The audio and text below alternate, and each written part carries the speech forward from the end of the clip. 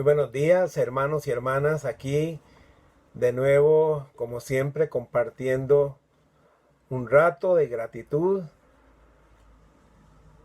de reflexión de la palabra, con la alegría de volvernos a ver por este medio como ha sido propio en estos últimos días. Hoy yo quisiera separarme un poco, mis hermanos y hermanas, de todo este tema que ha sido tan difícil, tan duro de asimilar, como tiene que ver con el asunto de la salud, que ya todos nos tiene en algunos momentos preocupados, también esperanzados, pero en realidad está siendo un poco fuerte la presión por conservar la salud y la responsabilidad. No obstante, hoy yo quiero hablar de un tema que nos ayude, que nos inspire, que nos desafíe, que no tiene que ver en nada con la pandemia ni nada de esto. Es un tema que tiene que ver con el crecimiento cristiano. ¿Qué es el crecimiento cristiano? ¿Cómo lo podemos entender? ¿Cómo lo podemos experimentar para que sea coherente con el proyecto de Dios? Y en este sentido es que quisiera compartir estas pequeñas reflexiones en este día.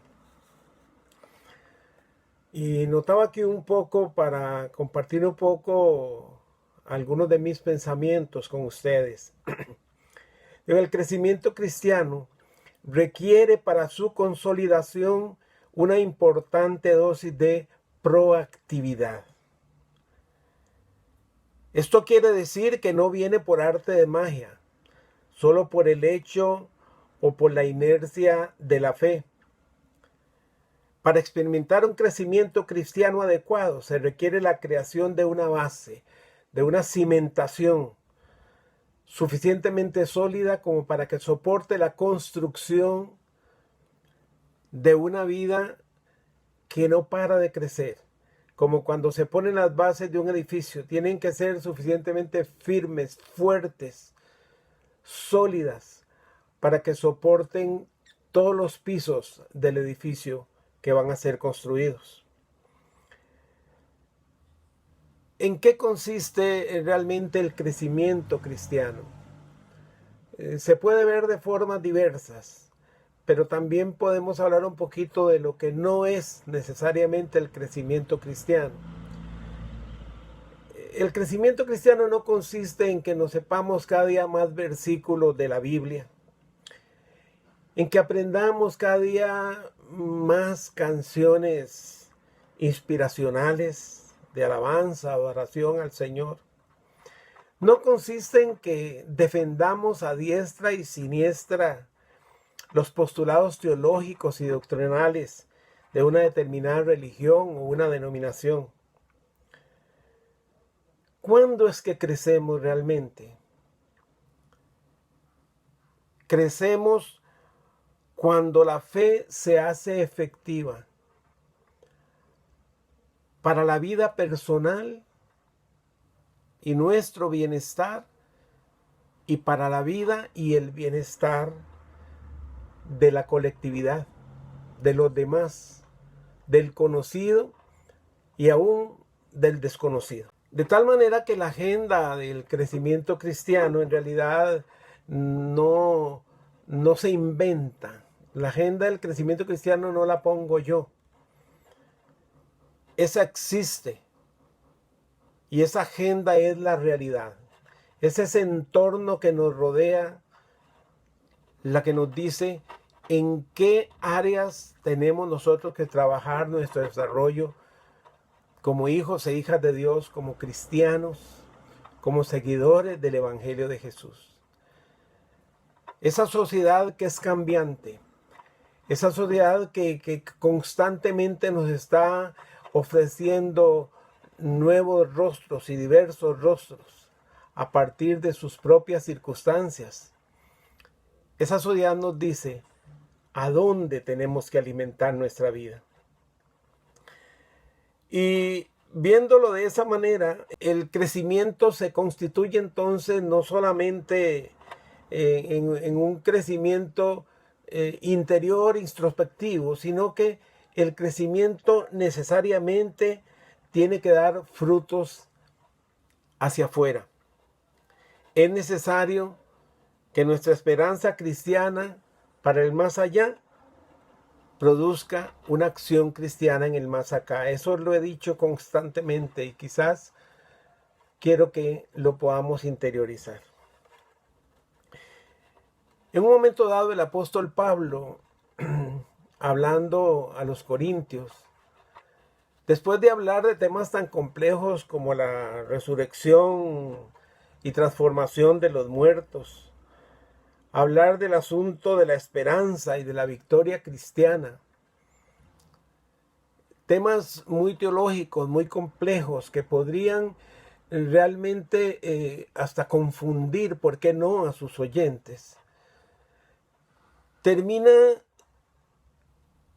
un pasaje allí en 1 Corintios 15, en el versículo 58, jalonando más que a una reflexión teológica sobre la muerte, sobre el más allá, sobre la resurrección, termina atrayendo la atención de sus oyentes o de las personas que leían sus escritos hacia el comportamiento de la persona, del creyente, en el momento propio de la realidad que estaba viviendo. Y en ese sentido, Pablo quiso hablarles del crecimiento cristiano. ¿Qué significa y cómo se da? ¿Qué características tiene que tener? Y Pablo dice en el texto de 1 Corintios 15, 58, en la Nueva Versión Internacional: por lo tanto, mis queridos hermanos, manténganse firmes e inconmovibles, progresando o creciendo, siempre en la obra del Señor, conscientes de que su trabajo en el Señor no es en vano.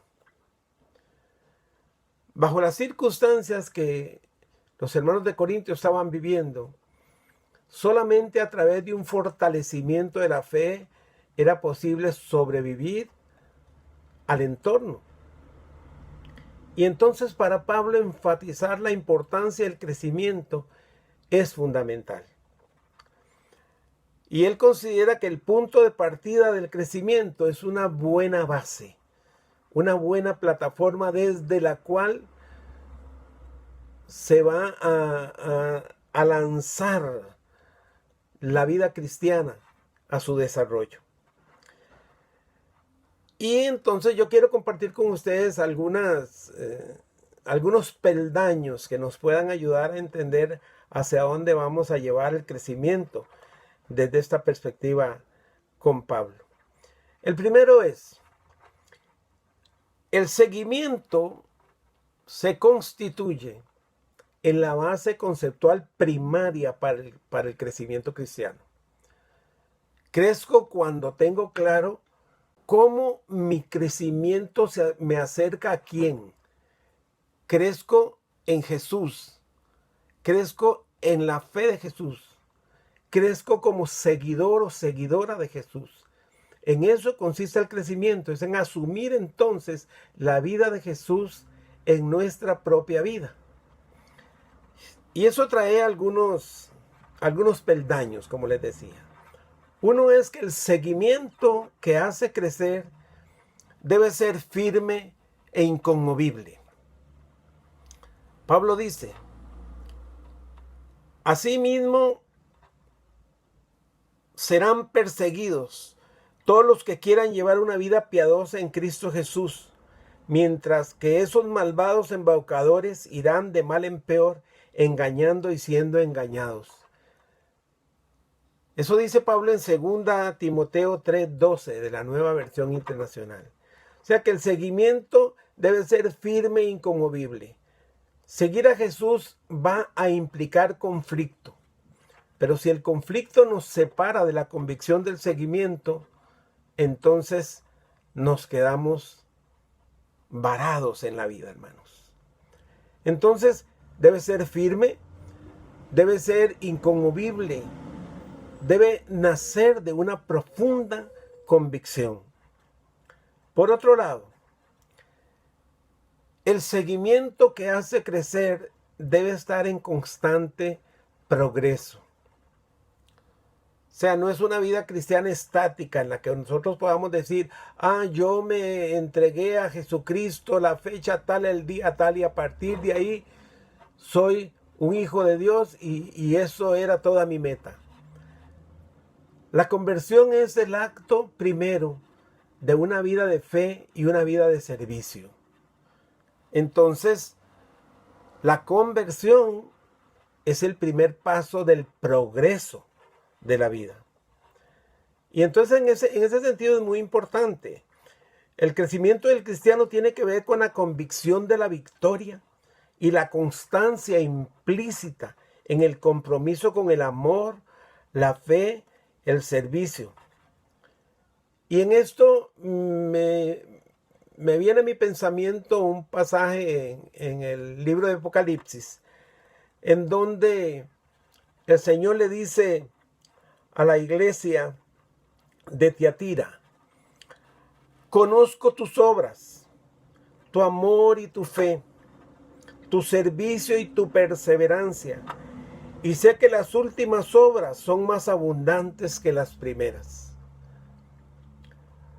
O sea que el seguimiento que hace crecer se basa sobre el progreso, un progreso que no nace como exhibicionismo cristiano. Es un progreso que es el resultado natural del desarrollo de la fe. Un progreso que está siendo conocido por el Señor momento a momento, día a día, año tras año. Por eso es que tiene que ser firme, constante. No puede ser endeble ni cambiante. El otro asunto que Pablo menciona es que el crecimiento tiene que ver con el trabajo del Señor. El crecimiento es en el trabajo del Señor. Y lo dice de la siguiente manera: porque Dios no es injusto para olvidar vuestra obra y el trabajo de amor que habéis mostrado en su nombre. O sea, cuando yo estoy creciendo en el trabajo del Señor, esa vida entregada en desarrollo, esa vida entregada en el enriquecimiento de la obra de Dios, no en mi propia obra, es algo que el Señor toma en cuenta, porque Él no olvida nuestra obra, y especialmente cuando esa obra está direccionada al proyecto de Jesús. La otra cosa importante para mí cuando hablo de crecimiento es que yo debo siempre mirar hacia atrás y preguntarme de dónde vengo, en qué situación me encontró el Señor, cuál era mi realidad en el momento que mis ojos fueron abiertos y entendí la fe y comencé a practicar las obras de la fe cristiana. Y me hace ver también en la Biblia un pasaje muy lindo en el Apocalipsis 2, versículo 5, que dice el Señor a la iglesia en Éfeso: recuerda de dónde has caído, arrepiéntete y vuelve a practicar las obras que hacías al principio. Qué bueno es recordar de dónde hemos salido, pero recordarlo siempre con la mirada puesta de hacia dónde nos dirigimos. De manera, hermanos, que cuando estamos hablando del crecimiento en la obra del Señor, No estamos hablando de agrandar más los templos, no estamos hablando de agrandar más el contenido económico, los lujos o esas presencias cosméticas que a veces nos invaden tanto. El crecimiento tiene que ver con aquello que Jesús dijo e hizo, y es lo que nos ha dejado como herencia hacer y decir. ¿Cómo resume el Evangelio según San Mateo en palabras de Jesús en qué consiste trabajar en su obra? Y dice así, Mateo 25, 35, 36 y 40. Dice, porque tuve hambre y ustedes me dieron de comer. Tuve sed y me dieron de beber. Fui forastero y me dieron alojamiento. Necesité ropa y me vistieron. Estuve enfermo y me atendieron. Estuve en la cárcel y me visitaron. El rey le responderá, dice el versículo 40. Les aseguro que todo lo que hicieron por uno de estos hermanos, aún por el más pequeño, lo hicieron por mí. El poder hacer la obra de Dios, eso significa extender nuestra mano para dimensionar la esperanza y hacerla real en la solidaridad con el otro. Es la ruta del crecimiento. Hoy en día han surgido muchas modas. Ya aquella gran máxima de que no sepa tu izquierda lo que hace tu derecha, eso ya a algunos se les ha olvidado. Y cuando hacen obras de misericordia, no hacen otra cosa que promocionar sus obras de misericordia. En los periódicos, en las revistas, en las redes sociales. Pero aquí de lo que se trata es de estar con el otro. Y el único testigo importante de que nosotros podamos estar en relación solidaria y amorosa con el otro y con la otra es la mirada del Señor. Es el hecho y la convicción de lo que hacemos, lo hacemos por el Señor, directamente en beneficio de nuestros prójimos. Por otro lado, el apóstol Santiago también tiene otra forma de resumir esa obra del Señor. Y en Santiago capítulo 1, versículos 22 al 27, dice de la siguiente manera Santiago: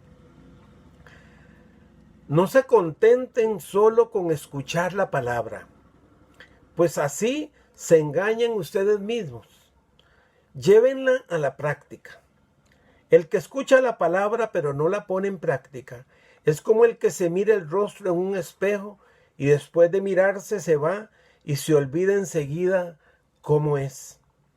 Pero quien se fija atentamente en la ley perfecta que da libertad y persevera en ella, no olvidando lo que ha oído, sino haciéndolo, recibirá bendición al practicarla.